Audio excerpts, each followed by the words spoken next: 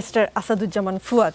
রাজশাহী বিশ্ববিদ্যালয়ের উপাচার্য অধ্যাপক ফরিদ উদ্দিন খানের ফেসবুক অ্যাকাউন্ট থেকে রাজশাহী বিশ্ববিদ্যালয়ে শিক্ষক হিসেবে চাকরি প্রত্যাশী একজনের ভাইবা পরীক্ষার প্রবেশপত্র ডে স্টোরি হিসেবে প্রকাশ পেয়ে গেছে। ওই প্রবেশপত্রে চাঁপাইনবাবগঞ্জ জেলা বাংলাদেশ জামায়াতে ইসলামীর সাবেক নায়েবে আমির এবং সাবেক সংসদ সদস্য মোহাম্মদ লতিফুর রহমানের সুপারিশকৃত স্বাক্ষর দেখা গেছে। জামায়াতকে অনুসরণ করতে বলেছেন প্রেস সচিব, প্রধান উপদেষ্টা প্রেস সচিব কিছু কিছু বিষয় আইন শৃঙ্খলা এবং তাদের শৃঙ্খলা এবং সততায়। তাহলে তো চাকরি প্রার্থীদের জন্য সুপারিশও করতে হবে নাকি?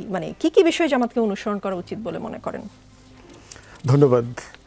প্রথম কথা হচ্ছে যে কোনো দল রাষ্ট্রীয় সুযোগ সুবিধাতে কিভাবে অংশগ্রহণ করবে সেটা তো প্রোটোকল লেখা আছে। একটা বিশ্ববিদ্যালয়ে কিভাবে একজন শিক্ষককে নিয়োগ করা হবে তার একটা পুরো প্রসেস দেওয়া আছে, এবং মাঝখানে দেখলাম রাজশাহী বিশ্ববিদ্যালয় শিক্ষক নিয়োগেরও পরীক্ষা নেওয়া শুরু করেছে, লিখিত ভাইবা একটা টোটাল অ্যাডমিশন টেস্টের মতো করে পরীক্ষা নেওয়া শুরু করেছে।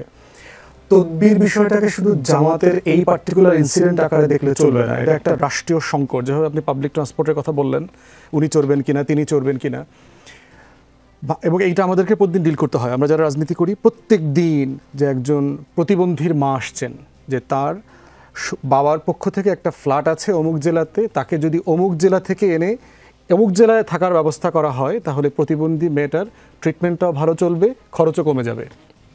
হাজব্যান্ড ওয়াইফ দুজন দুই জেলায় কাজ করে, দুই প্রান্তে, বাচ্চারা অ্যাফেক্টেড হচ্ছে। কেন এই প্রসেসগুলো ওয়ার্ক করছে না? এইটা তো একটা সমস্যা ধরেন।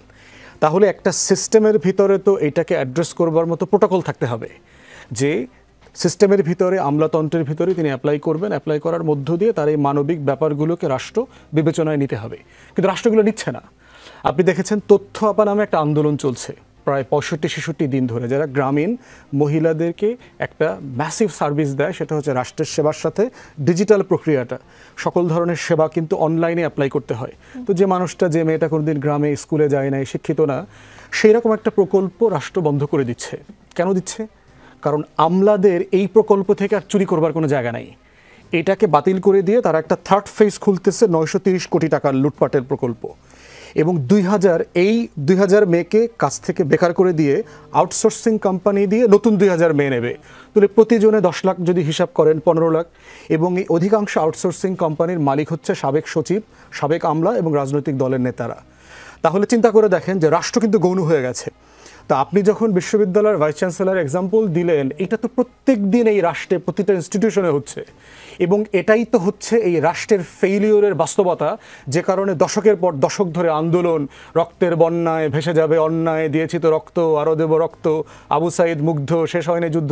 মানে আপনি একটা দেশের জন্য আর কতবার যুদ্ধ করবেন? দেশ তো হয়ে গেছে, যুদ্ধ তো 71 একবার হয়েছে, এটার জন্য আবার যুদ্ধ করতে হচ্ছে কেন? তো গোড়ায় হাত দিতে হবে যে why the institutions of the country are not functioning. কোনো প্রতিষ্ঠান ফাংশন করছে না। এবং দেখেন, আমরা যারা ঐকমত্য কমিশনে লম্বা সময় গেলাম, আসলাম, আলোচনা করলাম, দুইটা বিষয় সিরিয়াসলি আলোচনার জন্য আমরা কমিশনকে বারবার তাগাদা দিয়েছি। তার ভিতরে একটা হচ্ছে আইন শৃঙ্খলা বাহিনীর সংস্কার, পার্টিকুলারলি পুলিশ, এবং সেকেন্ড হচ্ছে জনপ্রশাসন। বাধ্য করতে না পেরে আমরা ব্রিফিং পর্যন্ত করেছি যে আমরা এটা আলোচনা করতে চাই, কিন্তু এজেন্ডাভুক্ত হচ্ছে না।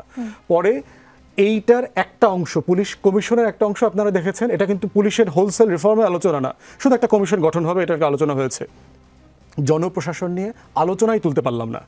তাহলে রাষ্ট্র সংস্কারটা কাকে দিয়ে করাবে? দিন শেষে প্রত্যেকটা প্রজ্ঞাপনের জন্য আমলাদের কাছে যেতে হবে না? সেই আমলাদেরকে আমরা কোনোভাবে কাজের ব্যাপারে নিষ্ঠাবান করা, প্রফেশনাল করা, পেশাদার করবার ব্যাপারে চেষ্টা করে বাধ্য করতে পারছি না। সেখানে তারা 9টা 5টা ডিউটি করতে পারবে কি পারবে না, করতে হবে কিনা সেটা নিয়ে তারা আন্দোলন করছে। তো সেই জায়গাতে আপনার ভিসি বলেন, ওইখানে অ্যাপয়েন্টমেন্ট বলেন, ডিসি অ্যাপয়েন্টমেন্ট বলেন, পুলিশের ভিতরে এসপি, ডিআইজি কে হবে, প্রত্যেক আমলা মনে করে তার সচিব হওয়া উচিত ছিল, প্রত্যেক পুলিশ কর্মকর্তা মনে করে সে আইজি হওয়ার যোগ্য। তাহলে একটা রাষ্ট্রে আসলে কয়টা আইজি পদ আপনি তৈরি করবেন? প্রত্যেক আমলা মনে করছে তার পদটা ডাম্পিং পোস্ট, তাকে আসলে ওই পদে দিলে ইনসাফ হবে। তাহলে এই যে মনস্তত্ত্ব, আপনি যদি রাষ্ট্রের সংস্কারে হাত না দেন, আমলাতন্ত্রকে ঢেলে না সাজান, বিশ্ববিদ্যালয়গুলোকে প্রফেশনালি রিক্রুটমেন্ট করবার পরিচয় তৈরি না করতে পারেন, তাহলে এই সিম্পল মাইক্রো এক্সাম্পল দিয়ে আপনি সমাধানে যেতে পারবেন না। এটা একটা বের হয়েছে, বড় বড় দলগুলো করছে না, আমি নিজেই তো দেখতে পাচ্ছি, অমুক দলের তমুক স্ট্যান্ডিং কমিটির অমুক মেম্বার তমুক মেম্বার সুপারিশ করে দিয়েছে, এটা হচ্ছে আবার ওইটা হচ্ছে না, আবার একজন করে দিয়েছে, আরেকজন আবার সেই সুপারিশকে ওভাররাইড করতেছে, এই ধরনের ঘটনা ঘটতেছে।